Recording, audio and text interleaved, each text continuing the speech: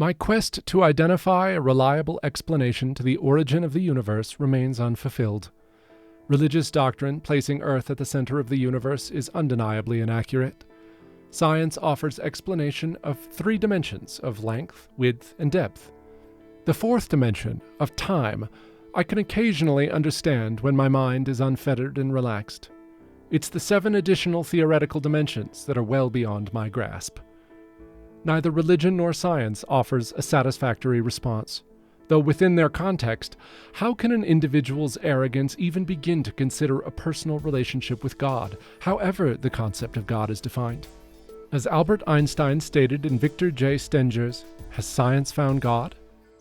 I believe in Spinoza's God, who reveals himself in the orderly harmony of what exists, not in a God who concerns himself with the fates and actions of human beings. My logical brain resists the urge to accept that God is in all things. I am not willing to forego physical law in favor of adopting the mystery of the universe. That approach seems absolutely contrary to advancing knowledge.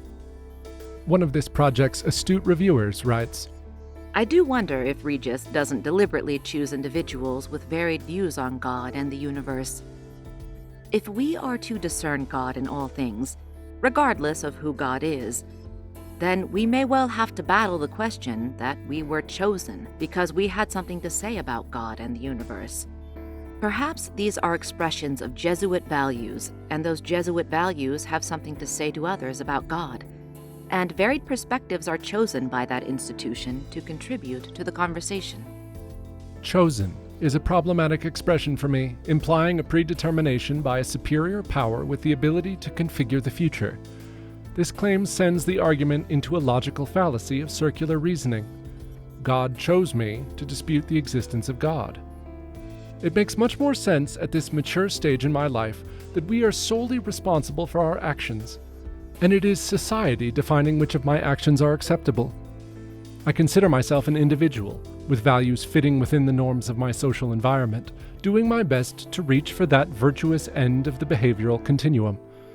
I have also been marginalized by the canons of organized religion, without clear understanding of how my interpretation of God is different from others' vision of God. And maybe that is why a Jesuit Catholic university would hire someone like me to influence the minds of others. Just maybe it's because it's less to do with interpretations of God and the universe, and more with my interpretation of Jesuit values, as expressed through the related apostolic preferences and ideals of Jesuit education. Pursuit of excellence. Respect for the world, its history and mystery. Learning from experience. Contemplative vision formed by hope. Development of personal potential. Critical thinking and effective communication. Appreciation of things both great and small. Commitment to service. Linking faith with justice. Special concern for the poor and oppressed. International and global perspective. Discerning mindset. Finding God in all things. Collaborating in the care of our common home.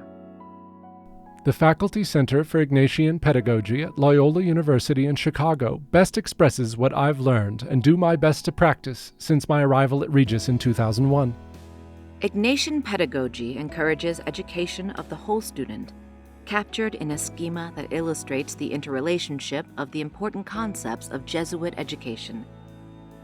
The Ignatian pedagogy paradigm speaks to the continuous nature of the cycle of learning. The paradigm challenges faculty to know the background of their students and how that background impacts their learning.